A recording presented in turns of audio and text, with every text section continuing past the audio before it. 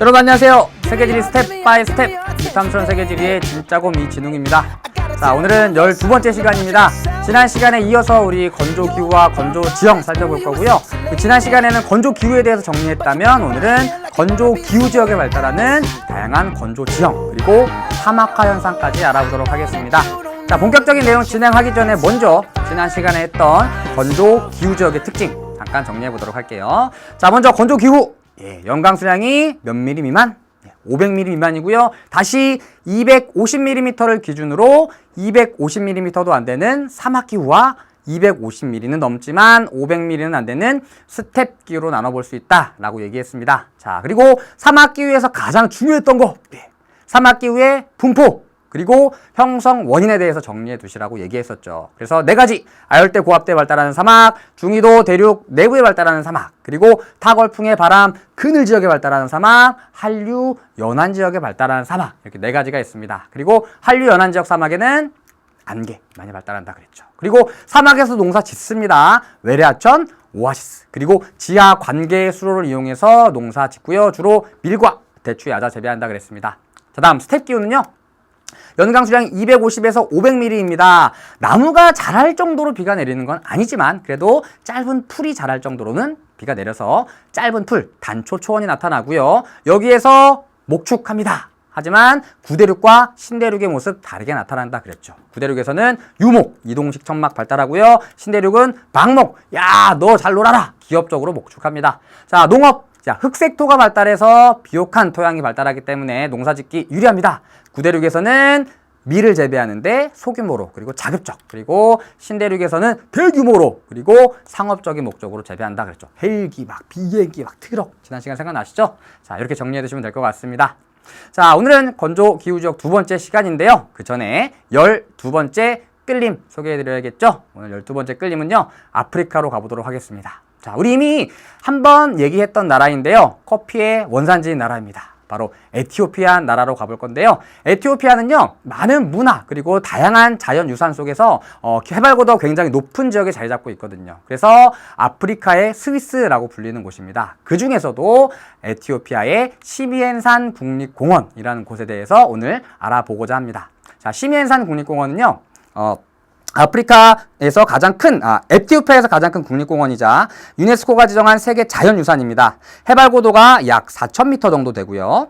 이곳에는 4천만 년 전에 형성된 용암, 그리고 오랜 세월에 걸친 침식 활동에 의해 기묘한 형상으로 솟구친 바위 봉우리, 가파른 절벽, 장대한 골짜기와 깊이를 알 수 없는 협곡들이 형성되어 있습니다. 이와 같은 화려한 산세는 마치 체스판의 말을 떠올리게 하는데요. 이로 인해서 고대 그리스의 시인 호머는 시미엔산을 신들이 와서 체스를 즐기며 놀았던 곳으로 묘사하기도 했습니다. 또한 시미엔산은 자연 생태계의 보고이기도 합니다.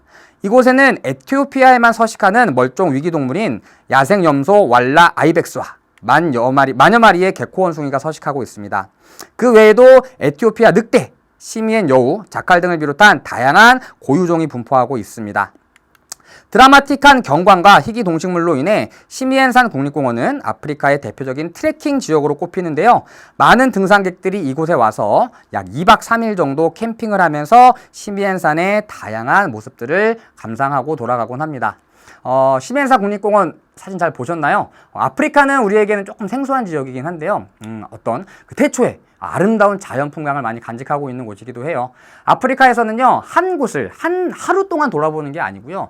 요리사, 그리고 가이드, 그리고 레인저, 총 쏘는 사람들까지 동원해서요. 2박 3일 정도 캠핑을 하면서 여러 지역들을 둘러보는 트레킹 관광이 많이 발달해 있는데요. 그만큼 규모 자체가 엄청나게 크기 때문입니다. 솔직히 얘기해서 우리나라 같은 경우에 빨리 돌자면 2박 3일 동안 우리나라 전체를 돌 수도 있겠죠. 물론 빨리 돌자면. 그런데 아프리카 대륙의 어마어마한 지형들은 하루 동안에는 미처 볼 수 없는 지형들이 많았던 것이죠. 그래서 아프리카에 가면 이렇게 다양한 사람들을 고용해서 저렴한 값에 고용할 수 있대요. 그리고 텐트에서 자가면서 이 아름다운 풍경들을 오래오래 감상할 수 있답니다. 아프리카 한 번도 못 가봤고요. 또 쉽게 갈 수 있는 곳은 아니죠. 하지만 언젠가는 꼭 가보고 싶은데요. 그때 꼭 가보고 싶은 곳 중에 하나가 바로 이 에티오피아의 시미엔산 국립공원입니다. 여러분들도 기회가 되면 이 에티오피아에 꼭 방문해 보시고요. 시미엔산 국립공원도 보시고 커피도 마셔야겠죠. 바가지에 끓여가지고. 자, 좋습니다. 오늘 끌림 여기까지 소개 마치도록 하고요. 오늘은 건조기후와 건조지형 두 번째 시간입니다. 지난 시간에 말씀드렸듯이 건조지형에 대해서 집중적으로 알아보도록 하겠습니다. 자, 건조지형 정리해 보도록 할게요. 자, 건조지형입니다. 건조지형. 자, 건조지형은요, 말 그대로 건조기후지역에 발달하는 다양한 지형들을 얘기합니다. 그리고 건조기후 중에서도 특히 사막기후지역에 발달하는 경우가 많이 있습니다. 왜냐면 다양한 지형들이 형성되기에 굉장히 유리한 조건을 갖고 있기 때문이죠. 자, 그럼 첫 번째, 건조기후지역의 특징부터 알아볼게요. 지역의 특징. 특히 사막이라고 생각하시면 조금 더 편하게 이해하실 수 있을 것 같아요. 자, 두 가지 살펴보려고 합니다. 자, 먼저 사막. 공기가 건조하고요. 식생이 없대요. 그래서 낮에는 기온이 엄청나게 올라요. 막 땀을 흘리고 막 그럴 정도로 뜨거워졌다가 밤이 되면 패딩 점퍼를 입어야 될 정도로 추워집니다. 뭐가 크다 그랬죠? 일교차가 크다 그랬죠. 첫 번째, 큰 일교차. 그리고 건조기후 지역은 강수량이 적어서 수목이 자랄 수 없는 무수목기후입니다. 그래서 식생이 없다 그랬죠.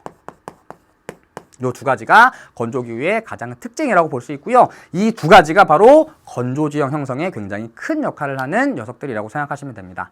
특히 식생이 없는 부분은요. 여러분들 학교에서 운동장 많이 보시죠. 운동장에 나무 심어져 있는 거 본 적 있으세요? 막 축구하면서 막 나무 사이로 막 돌아가면서 막 축구하고 그러진 않죠. 나무가 없죠. 그리고 모래로 뒤덮여 있죠. 이곳이 바로 사막이다. 여기에서 다양한 건조지형이 발달한다. 이렇게 생각하시면 조금 더 쉽게 이해하실 수 있을 것 같아요. 자, 그러면 어떤 건조 지형들이 어떻게 만들어지는지 지금부터 하나씩 살펴볼 건데요. 먼저 풍화작용이라는 것에 대해서 알아야 됩니다. 그래서 풍화작용 살펴보도록 하죠. 풍화작용. 자, 명칭이 풍화여서 바람이 관계되는 것 같지만 바람은 전혀 관계없고요. 가장 쉽게 정리하자면 암석이 여러 가지 요인에 의해서 잘게 쪼개지는 것을 얘기합니다. 크게 두 가지의 풍화작용으로 나눠볼 수 있습니다. 자, 먼저 왼쪽 보시죠. 자, 왼쪽 보면 아래쪽에 작은 돌들이 많이 자리 잡고 있고요. 위쪽에 엄청나게 길게 쭉쭉 뻗은 돌들이 자리 잡고 있습니다. 자, 얘가 얘로 변한 겁니다. 어떻게 변한 것 같나요? 쪼개진 거죠. 단순히 얘들이 쩌저저저적 쪼개지면서 이렇게 작은 암석들이 생겨나게 된 겁니다. 이렇게 단지 크기만 작아지는, 암석의 성질이 변화 없이 크기만 작아지는, 잘게 부서지는 이러한 풍화작용을 물리적 풍화작용이라고 얘기합니다.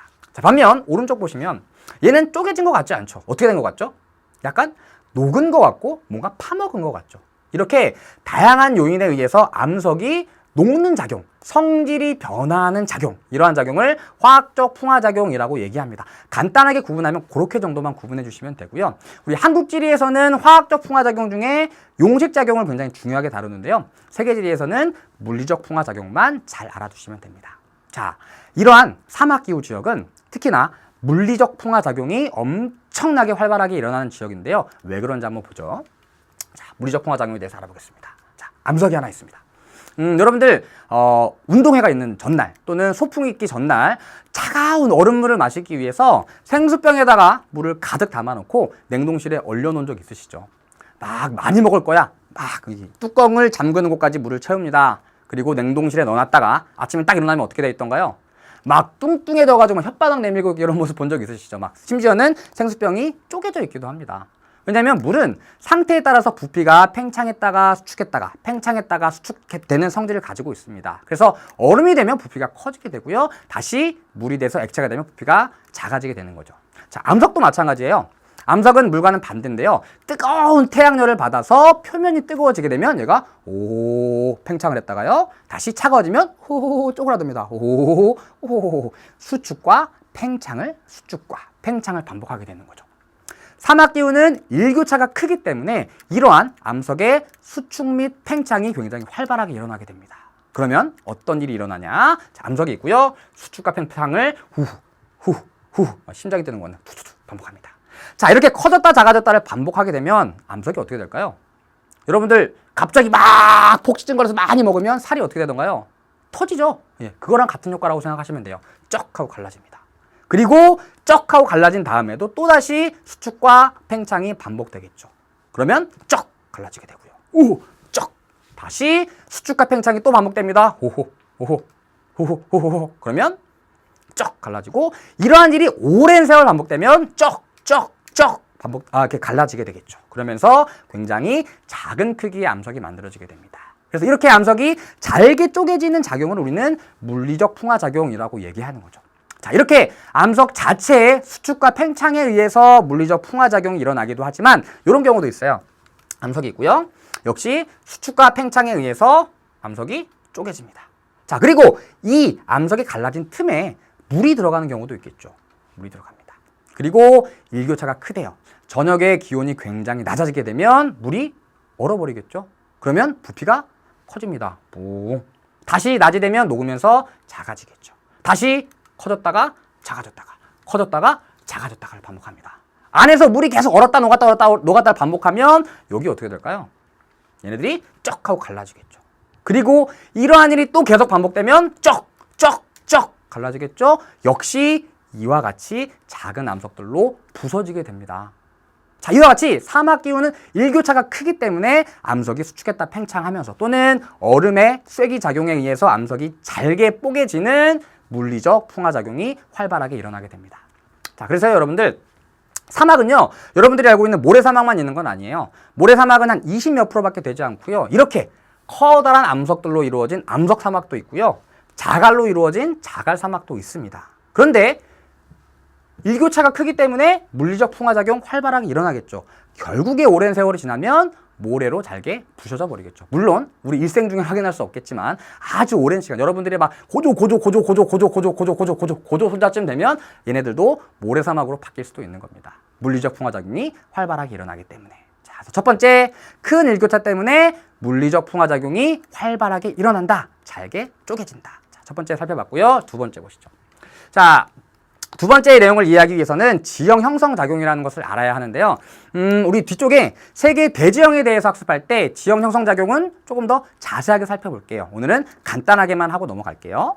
자, 이렇게 생긴 지표면이 하나 있습니다. 자, 지표면이 여러 가지 요인에 의해서 이렇게 깎여 나가는 경우가 있겠죠. 이렇게 지표면에 있는 퇴적물, 지표면에 있는 일부 물질들이 깎여 나가는 현상을 우리는 침식, 깎아내는 현상이에요. 그리고 깎아낸 물질이 다른 지역으로 이렇게 이동하는 현상을 운반이라고 얘기합니다. 그리고 운반되던 물질은 언젠가 어딘가에는 쌓이겠죠. 이렇게 쌓입니다. 이렇게 운반되던 물질이 특정 지역에 쌓이는 현상을 퇴적이라고 부릅니다.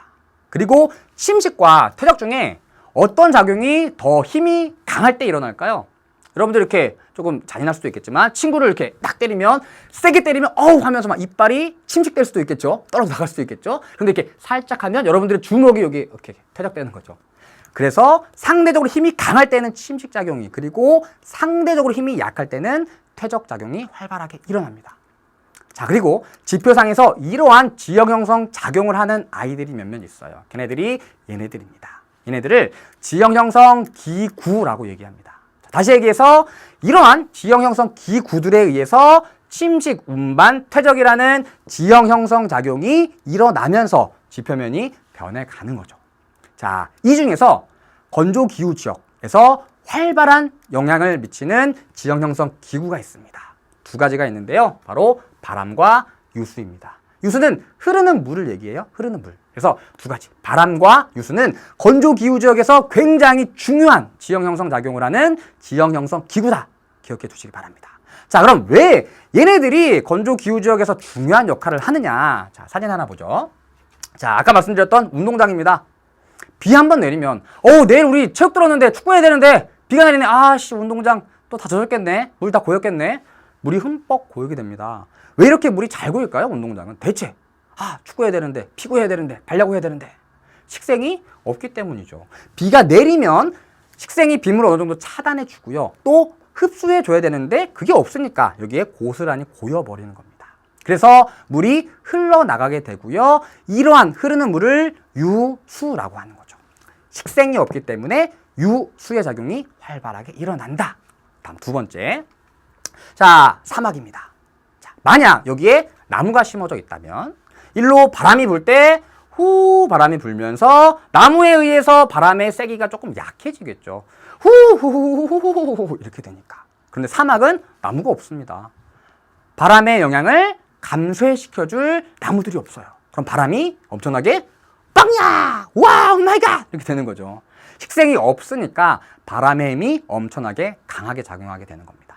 결국 식생이 없기 때문에 유수의 작용이 활발하고 또 바람의 작용이 활발하게 일어난다는 얘기죠. 그래서 건조 지형은 주로 유수 그리고 바람에 의해서 형성되는 경우가 많습니다. 자, 간단하게 정리해보죠. 이쪽으로 와서.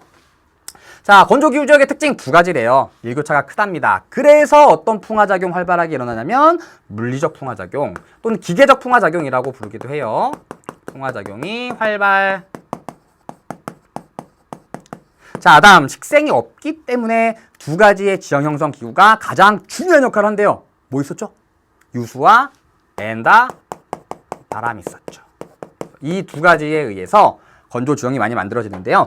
일단 건조 지형의 첫 번째 핵심은요. 두 가지의 지형 형성 기구 중에 어떤 것에 의해서 만들어지는 지형이냐를 구분하는 이런 문제들 많이 나옵니다. 구분해 두시기 바라고요. 그럼 이 두 가지에 의해서 만들어지는 다양한 지형들 지금부터 살펴보죠. 자, 사막이에요. 건조 기후고요. 이쪽은 산이었고요. 이쪽은 산이 많이 있어서 분지가 발달해 있습니다. 자, 비가 내립니다. 유수에 대한 점 먼저 볼게요. 비가 내립니다. 후와 후와 후와. 자, 땅에 내린 빗물은 언젠가 어쨌든 모이면서 지표면 위를 흘러가겠죠. 그리고 지표면 위를 흐르는 이러한 유수들은 결국엔 하나로 모이면서 커다란 물의 흐름이 만들어지게 됩니다. 그리고 비가 그치면 뜨거운 태양열에 의해서 물이 다 어떻게 될까요? 증발해버리겠죠? 말라버려요. 그리고 다시 비가 내리면 다시 아까 흘렀던 물길로 또다시 물이 흐르게 됩니다. 여러분들 비가 내린 다음에 운동장 나가보시면 물 흐르는 모습 본 적 있으시죠? 그리고 물이 다 말라버리면 물이 흘렀던 자국이 남아있죠? 골짜기가 파여져 있습니다. 왜냐하면 물이 흐르면서 땅을 침식하기 때문이죠. 그리고 물이 다 말랐다가 내일 또 비가 내리면 또 거기로 물이 흐르죠. 그거라고 생각하시면 돼요. 그래서 비가 내릴 때 일시적으로 만들어지는 하천입니다. 자, 그런데 물이 말라버리더라도 우리는 여기에 물이 흘렀구나. 여기 예전에 물이 흘렀었나 보구나 라는 것을 대번에 알 수 있는데요. 왜냐하면 물이 흐르면서 다양한 퇴적물을 운반하기 때문입니다. 그래서 물이 말라버리더라도 여기에는 퇴적물들이 이렇게 쌓여 있어요. 하천, 유수가 운반한 퇴적물들이 여기 쌓여 있는 거죠. 그래서 항상 퇴적물들은 여기 존재하고 있기 때문에 이 퇴적물들은요, 건조기후 지역에서 중요한 교통로로 이용되어 왔습니다. 그래, 일로 가면 어디가 나올 거야? 그래서 여기를 지나다니던 상인들이 요거를 보고 이렇게 많이 이동했던 거죠. 교통로로 많이 이용됐습니다.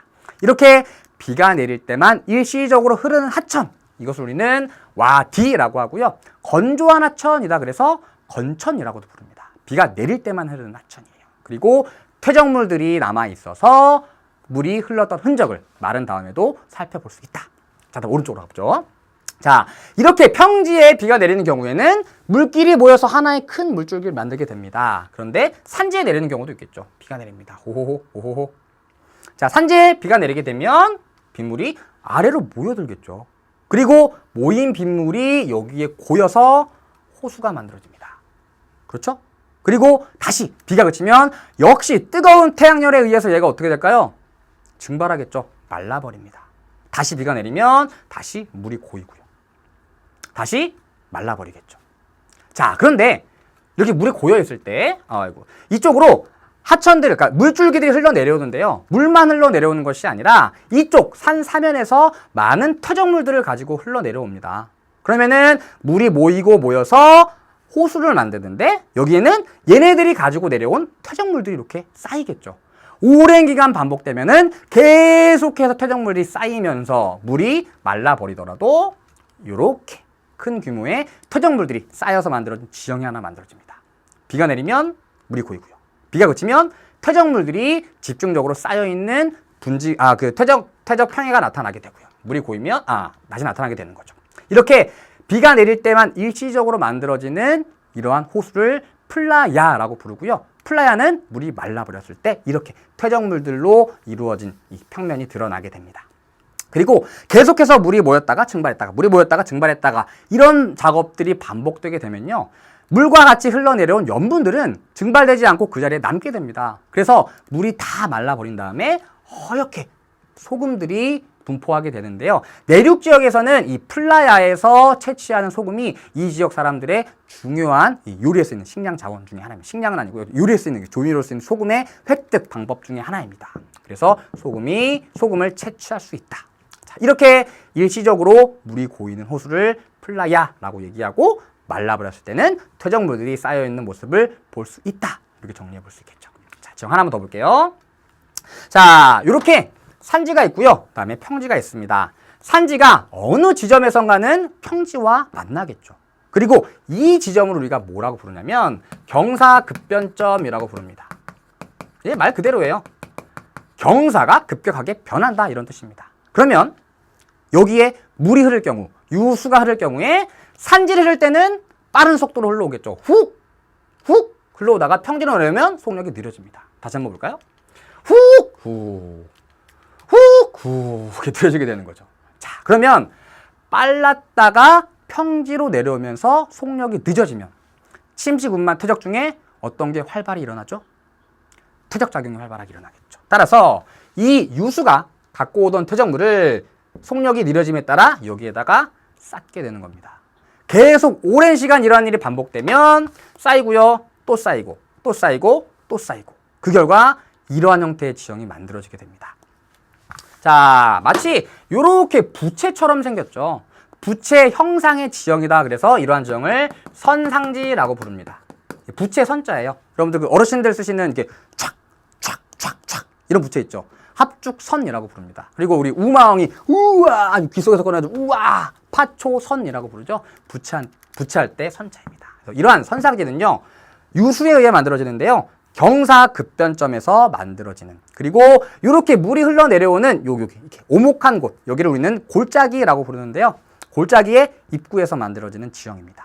자, 그런데 이러한 선상지가 잘 만들어지기 위해서는 두 가지 조건이 있어요. 먼저 흙이 쌓여야 되겠죠. 흙. 퇴적물이 많이 공급되면 공급될수록 선상지 잘 만들어집니다. 퇴적물의 양이 많아야 되고요. 다음에 경사가 급격하게 변하는 지점에 잘 발달한대요. 경사가 이렇게 급격하게 변할수록 더 잘 만들어지겠죠. 이런 지역에서는 상대적으로 덜 만들어지겠죠. 이렇게 경사가 완전 급격하게 변해야지 더 잘 만들어지는 겁니다. 그래서 경사급변점이 잘 발달하는 지역. 두 군데서 잘 만들어지는데요. 우리 건조 지역은요.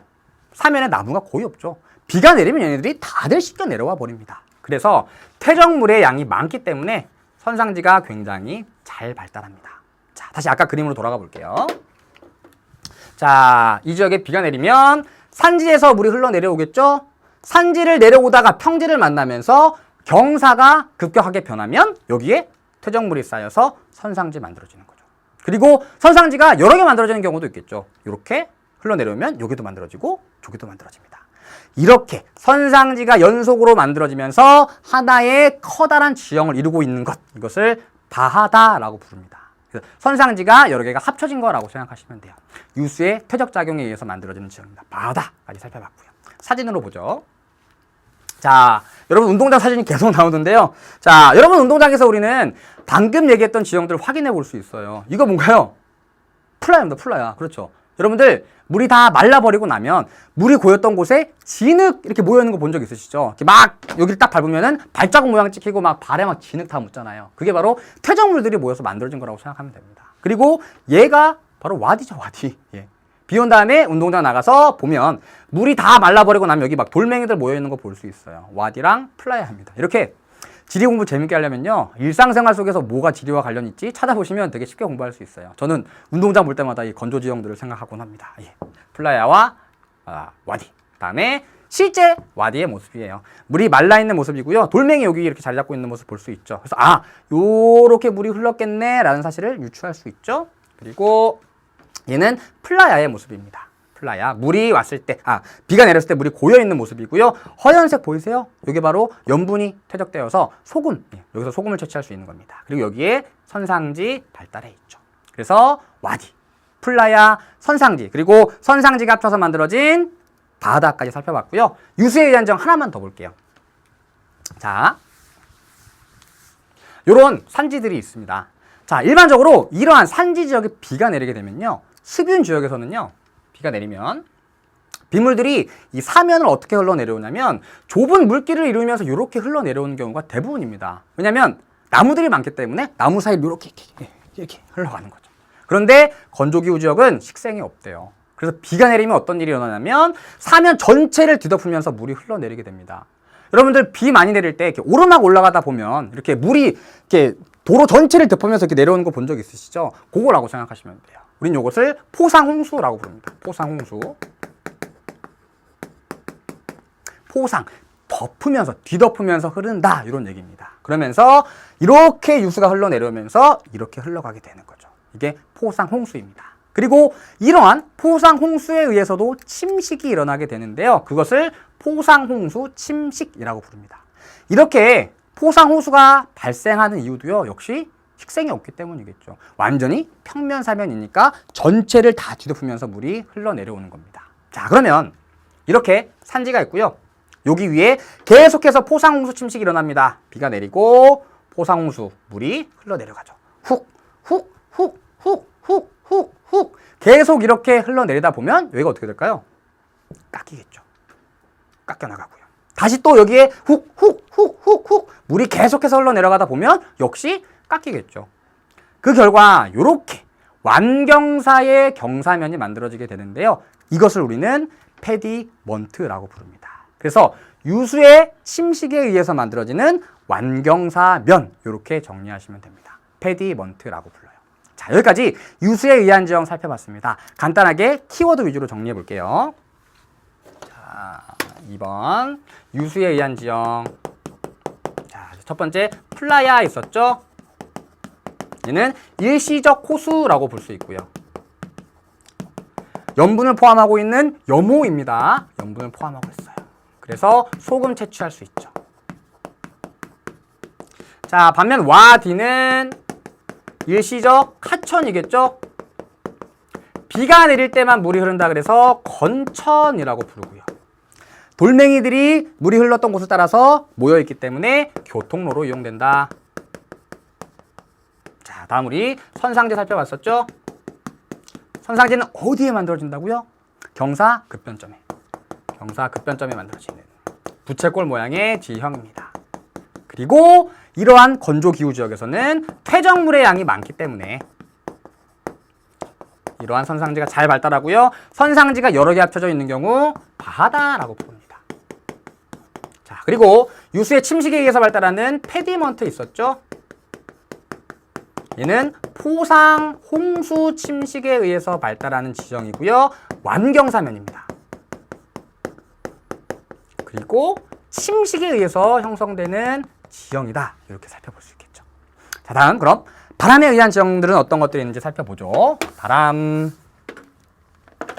자, 다음은 바람에 의한 지형입니다. 바람에 의한 지형. 자, 여기 사막이에요. 사막에는 크기가 큰 애들도 있고요. 작은 애들도 있고요. 다양한 모래와 자갈들이 섞여 있겠죠. 자, 이 위로 바람이 붑니다.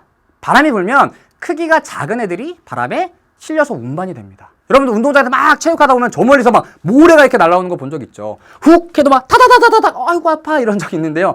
모래가 바람에 실려오게 됩니다. 후훅. 하지만 얘들은 모래보다 크기가 상대적으로 크기 때문에 바람이 불더라도 나는 무겁다. 나는 날아가지 않는다. 나는 너 따위 영향을 받지 않는다. 가만히 멈춰 있게 되는 거죠. 그러면 바람이 불면 작은 모래들은 훅 날아가고요. 또다시 바람이 불면 훅 하고 날아가겠죠. 그 결과 바람에 의해서 크기가 작은 모래가 다 날아가고 나면 상대적으로 크기가 큰 자갈만이 여기에 남게 됩니다. 이러한 지형을 우리는 사막 포도라고 부릅니다. 먹는 포도, 많이 만든 포도는 아니고요. 마치 도로처럼 포장되어 있다, 뭐 이런 뜻이라고 생각하시면 돼요. 사막 포도라고 얘기하고요. 그리고 바람에 의해서 이런 모래들이 날려가면서 여기에 이 여행자를 덮쳐버린 모래가 한 곳에 쌓이게 되겠죠. 이렇게 바람에 의해서 운반된 모래가 한 곳에 쌓여서 만들어지는 이러한 언덕 모양의 지형을 우리는 사구라고 부릅니다. 사구. 그래서 바람의 운반, 침식에 의해서, 그리고 바람의 퇴적에 의해서 만들어지는 지형들이라고 볼 수 있겠죠. 자, 사진으로 봅시다. 자, 이게 바로 사막 포도의 모습이에요. 그리고 위쪽이 여러분 교재에 나와 있는 사막 포도의 형성 원인입니다. 바람이 불면 크기가 작은 모래는 날려가죠. 계속해서 날려가고요. 계속해서 날려가다 보면 결국에는 크기가 큰 자갈만이 남아서 이러한 지형이 만들어지게 되는 겁니다. 자, 그런데 여기 보면 여기는 여전히 모래가 남아있죠. 왜 남아있을까요? 식생들이 있죠. 식생들이 이 모래가 날아가는 걸 잡아준 겁니다. 그래서 만약에 식생이 있었다면 발달하지 않는 지형이겠죠. 그래서 바람에 의해서 모래가 운반되면서 만들어진 지형이고요. 얘가 바로 사구입니다. 모래 언덕이에요. 모래 언덕. 자, 그런데 이런 형태의 모래 언덕도 있지만 이렇게 생긴 모래 언덕도 있어요. 자, 특히 이렇게 초승달 모양으로 생긴 이러한 모래 언덕을 우리는 바르한이라고 부르는데요. 얘는 한 방향에서 아주 오랫동안 계속해서 지속적으로 바람이 불 때 이런 형태의 초승달 모양의 모래 언덕이 만들어지게 됩니다. 그래서 바람의 방향 기억하셔야 됩니다. 자, 초승달 있으면 바람 여기서 불까요? 여기서 불까요? 위아래, 위아래, 위아래. 어딘가요? 위에서 불어오는 거죠. 이렇게 돼서 초승달 모양의 바람이 이렇게 훅, 훅, 훅, 훅 되면서 모래 언덕이 만들어지는 거죠. 그래서 한 방향에서 일정한 방향에서 계속해서 오랜 기간 바람이 불 때 이러한 초승달 모양의 바르한이 만들어진다. 바람의 방향 기억해 두시고요.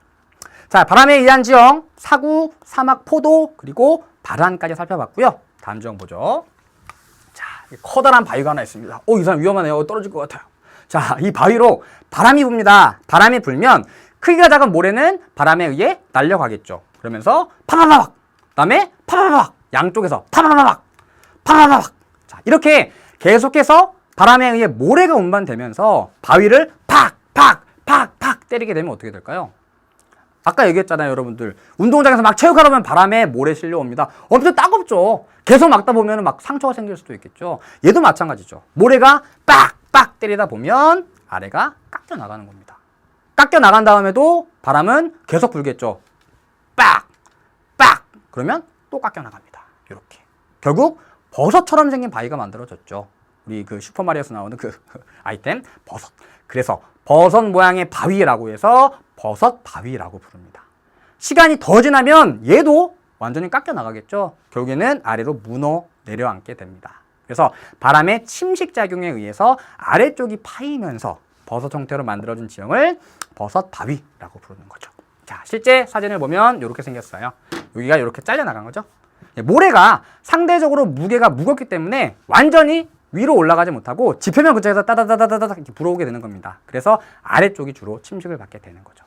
자, 지형 하나만 더 볼게요. 자, 이거는 삼릉석이라고 부르는 지형입니다. 삼릉석. 그래서 이런 바위들이 있는데 이렇게 세 개의 릉을 가진 바위가 만들어지게 됩니다. 릉은 이렇게 봉긋하게 솟아오른 것을 얘기하는데요. 이렇게 봉긋하게. 우리 이렇게 조선시대의 왕들의 무덤에 릉자 많이 붙어 있죠. 무열왕 릉, 태릉. 봉긋하게 솟은 곳을 얘기합니다.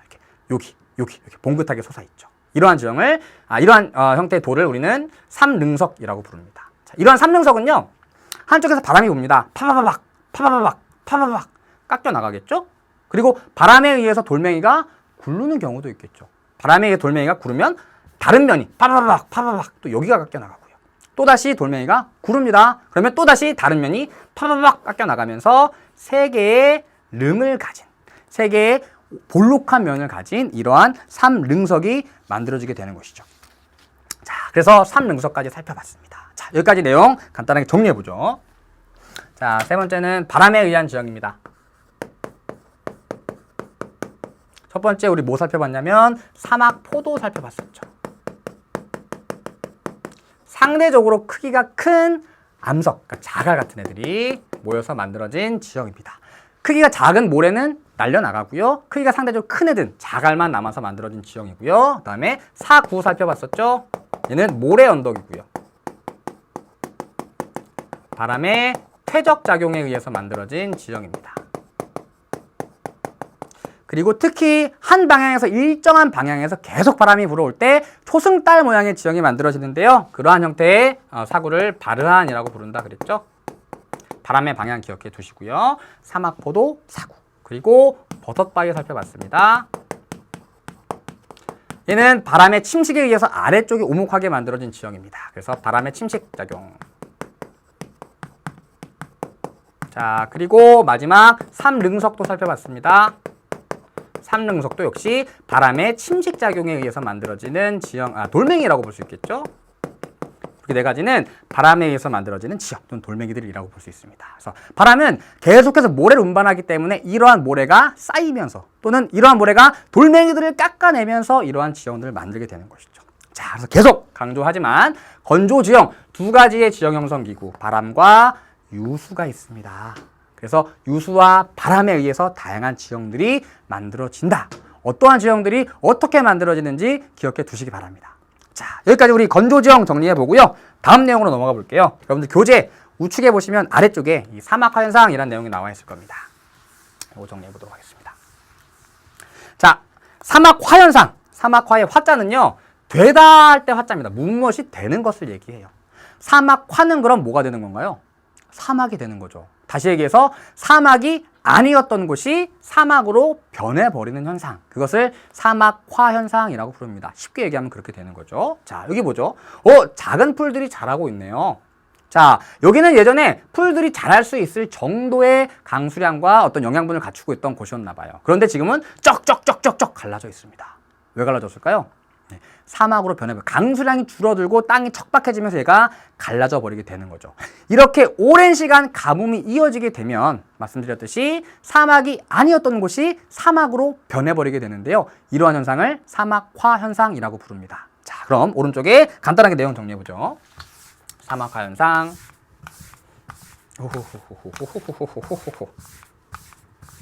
자, 2번이고요. 사막화 현상. 자, 첫 번째 원인부터 살펴볼게요. 원인. 자, 왜 사막이 아니었던 곳이 사막으로 변하느냐? 가장 큰 요인은요, 사람 때문입니다. 사람들이 땅을 다양한 용도로 이용하면서 사막이 아니었던 곳이 사막으로 변해버리는 거예요. 어떤 걸로 이용하냐면 농경지로 이용하고요, 목축에 이용합니다. 여러분들 목축하면 땅에 있는 풀들을 가축들이 뽑아먹죠. 얘가 자연적으로 어느 정도만 먹으면 시가지 흐름에 따라 다시 풀이 돋아납니다. 그런데 너무 심하게 막 하나도 남기지 않고 싹이리 뜯어먹어버리면 풀이 다시 자라날 수가 없겠죠. 또 농사를 짓게 되면 이 농작물들은 땅에 있는 영양분들을 뽑아먹게 되거든요. 어느 정도만 농사를 지으면 다시 농경지에 영양분이 회복이 되고 계속해서 농사를 지을 수가 있어요. 그런데 완전 막 회복이 불가능할 정도로 영양분을 뽑아먹어버리면 땅이 완전히 척박해져 버리는 거죠. 과할 정도로 농사짓고 과할 정도로 목축할 경우에 이러한 사막화 현상이 나타나게 됩니다. 그걸 약간 어려운 말로 과경작 그리고 과목축이라고 얘기합니다. 과한 거죠. 무엇이든 지나치면 좋지 않으니까. 다음 두 번째. 전 세계적으로 지금 기온이 계속해서 상승하고 있습니다. 이러한 현상을 지구온난화라고 얘기하는데요. 지구온난화에 따라서 전반적으로 기온이 상승함에 따라 가뭄과 같은 자연재해가 많이 발생하게 되는 것이죠. 그래서 두 번째는 기후변화입니다. 다음 세 번째. 역시 인간의 활동에 의해서 사막이 아니었던 곳이 사막으로 변하기도 하는데요. 최근에 인구가 늘어나고 있습니다. 그러면 살 곳이 더 필요하고요. 다음에 먹을 걸 확보하기 위해서 농경지도 더 필요해지겠죠. 그래서 원래는 나무가 심어져 있던 곳에 나무를 쫙 베버리는 겁니다. 그리고 여기에 도시 만들고 농사 지으면서 땅이 황폐화돼 버리는 거죠. 그래서 산림을 제거하는 경우 이런 요인들에 의해서 사막화 현상이 나타나게 되는 것이죠. 자, 그럼 사막화 현상이 나타나면 어떠한 일이 일어날 수 있느냐? 영향보죠. 영향. 일단 사막이 아니었던 곳이 사막으로 변한대요. 사막이 아니었던 곳에는 사람들이 살고 있었겠죠. 농사도 짓고 가축도 기르면서. 그런데 사막으로 변해버렸네? 자고 일어나면 막 집에 막 모래가 가득 쌓여 있고요. 막 맨날 막 모래바람이 불어옵니다. 살기 쉽지 않죠. 따라서 사람들이 생활터전이 상실되게 됩니다. 생활터전 상실. 그리고 모래바람도 늘어나게 되겠죠.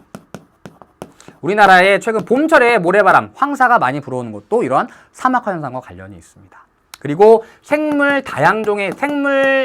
다양종의 감소, 생물종이죠. 생물종 다양성 감소. 자, 인간이 사막에서 살기가 힘들듯이 생물들도 마찬가지예요. 사막이 되기 전에는 다양한 동식물들이 서식하고 있었는데 사막으로 변해버리면서 생물들이 서식할 공간을 잃게 되면서 줄어들게 되고 멸종되게 되고 또는 다른 곳으로 이동하게 되는 것이죠. 자, 세 번째 대책입니다. 자, 그럼 이러한 사막화 현상을 막기 위해서 우리는 어떤 것들을 해야 되냐? 사실 크게 방법이 없습니다. 한번 완전히 망가져버린 땅은 다시 되돌리기가 엄청나게 힘들거든요. 그래도 어떻게든 방법을 마련해야 되니까 가장 좋은 방법은 산림 녹화를 실시하는 건데요. 쉽게 얘기하면은 산림 녹화, 쉽게 얘기하면은 나무를 심는다 이런 얘기입니다. 나무를 심으면 땅에 어느 정도 영양분이 확보되고요. 그 다음에 모래가 날리는 것을 방지할 수 있겠죠. 자, 이를 통해서 국제적인 협력이 이루어지고 있는데요. 사막화 방지 협약이라고 해서 국제적으로 같이 노력하는 겁니다. 왜냐하면 한 나라만의 문제는 아니거든요. 가장 큰 예로 우리 황사 중국에서 사막화 현상이 일어나는 거거든요. 피해를 우리가 보고 있죠. 같이 협력을 해서 야, 너 도와줄게, 나무 좀 심어줄게, 우리도 좀 살자, 이렇게 협력을 해야 된다는 얘기입니다. 자, 사진 몇 개 보죠. 자, 사막화 현상의 가장 항상 큰 예로 나오는 지역이 바로 아라레라는 곳입니다. 아라레. 자, 여러 해 동안 아라레의 변화를 관찰한 겁니다. 원래는 수량이 굉장히 풍부한 호수였으나 시간이 흐름에 따라 점차 수량이 줄어들다가 완전히 메말라 버렸죠. 요만큼밖에 남지 않았습니다. 자, 이 아라레로 들어가는 두 개의 큰 강이 있는데요. 이 두 개의 큰 강에서 농업용수를 계속 사람들이 끌어 쓸었던 겁니다. 그러면서 호수로 들어오는 물의 양 자체가 줄어들게 되면서 호수가 말라버리게 되는 거죠. 그래서 현재는 이렇게 과거에 떠있던 배들이 모래바닥에 처박혀버리고요. 지금 낙타도박 이동하고 있죠. 완전히 처박혀버렸고요. 이제는 막 자동차도 다니는 이러한 곳으로 변해버렸던 겁니다. 사막화의 대표적인 사례라고 볼 수 있고요.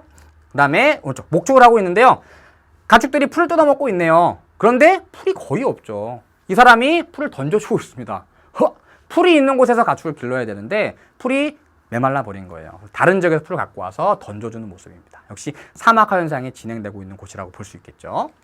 자, 여러분 교재에 있는 그림입니다. 자, 세계의 주요 사막화 지역이라고 나와 있는데요.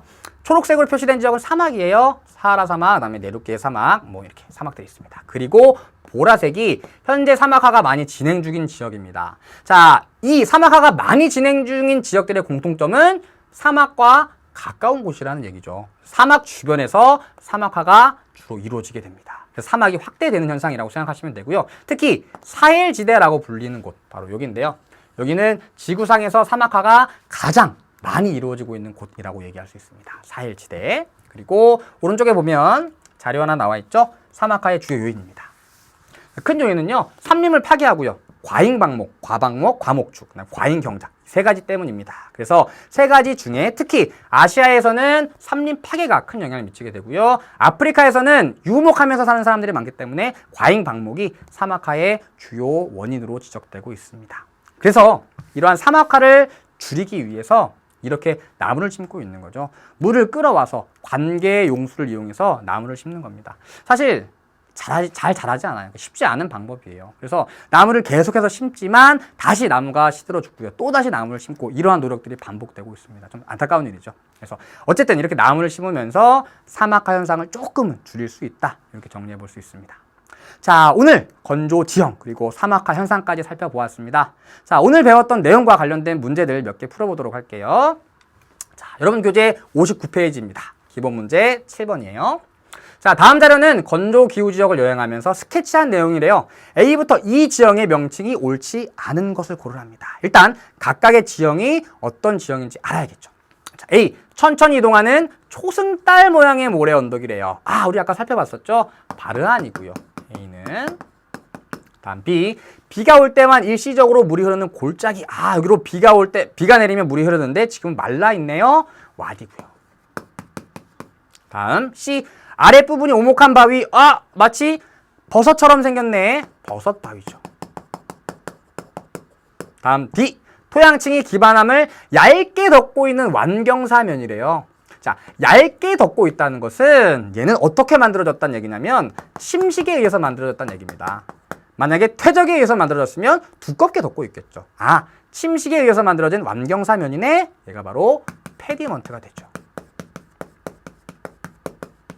자, 다음 이 부채 모양으로 쌓인 흙과 자갈이래요. 부채 선자를 써서 부채 형상의 지형 선상지라고 부르죠. 자, 선제 볼까요? A, 바르안 맞고요. B, 와디 맞고요. 다음 C, 버섯바위 맞고요. D, 바다 아니죠. 바다는 여러 개의 선상지가 합쳐져서 만들어진 지형입니다. 정답은 4번이고요. 다음 5번, 2는 선상지. 맞는 내용이 되겠죠. 7번의 정답은 4번이고요. 다음 문제로 가보죠. 여러분 교재 59페이지의 8번 문항입니다. 자, 그림은 어떤 지형의 형성 과정을 나타낸 것이래요. 이 지형이 탁월하게 발달하는 곳을 지도에 A부터 E에서 고르라고 합니다. 자, 일단 어떤 지형인지 살펴봐야 되는데 바람에 의해 모래는 다 날아가고 자갈만 남았네? 자갈이 마치 도로처럼 사막을 포장하고 있구나. 얘가 바로 사막 포도가 되는 거죠. 결국 건조기후가 나타나는 지역을 고르라. 이런 얘기입니다.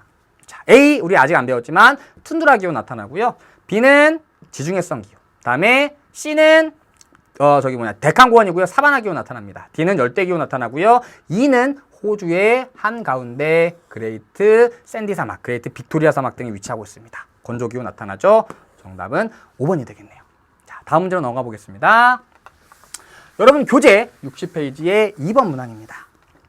자, 다음은 어느 지역을 여행한 후 쓴 글이래요. 이 지역에 대한 옳은 설명을 보기에서 고르라고 합니다. 자, 이 지역에서는 독특한 형태의 크고 작은 자갈을 흔하게 볼 수 있대요. 자갈들은 대부분 적게는 한 면이, 많게는 서너 개의 면이 매끈하고 평평한 모습을 하고 있대요. 이 자갈들은 바람이 만든 작품이라고 하는데 오랜 기간 동안 바람에 의해 날린 모래가 자갈에 부딪히면 자갈의 한쪽 면이 깎여져서 평평해진대요.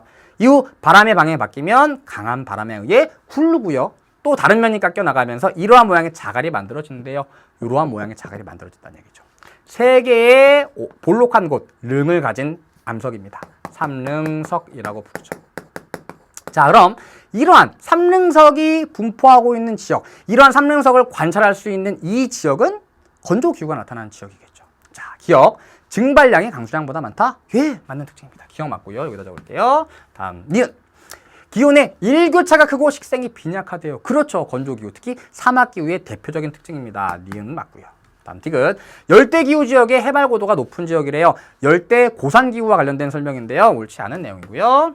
다음 리을. 물리적 풍화작용보다 화학적 풍화작용이 활발하대요. 아니죠. 일교차가 크기 때문에 물리적 풍화작용이 활발하게 일어나는 지역입니다. 자, 정답은 기억과 니은을 포함하고 있는 1번이 되겠네요. 자, 우리 교재 60쪽의 심화 문제 2번까지 풀어보았습니다. 자, 오늘 제가 준비한 내용은 여기까지입니다. 오늘은 건조기후와 건조지형 두 번째 시간이었고요. 건조지형에 대해서 학습해 보았습니다. 건조지형, 큰 일교차로 인해서 물리적 풍화작용이 활발하게 나타나고요. 그 다음에 식생이 없기 때문에 유수와 바람에 의한 지형 형성 작용이 활발하게 일어납니다. 이러한 작용들에 의해서 다양한 지형이 발달하게 되죠. 자, 오늘 배웠던 내용 중에 어떤 것들이 중요한지 오늘의 키워드 알려드려야겠죠? 오늘의 키워드 오키입니다. 오키. 자, 첫 번째, 건조기후에서는 이풍화작용이 활발하게 일어난대요. 일교차가 크기 때문이죠. 다음, 건조지후에서 지형 형성에 큰 영향을 끼치는 지형 형성기구 두 가지 여러 번 말씀드렸죠.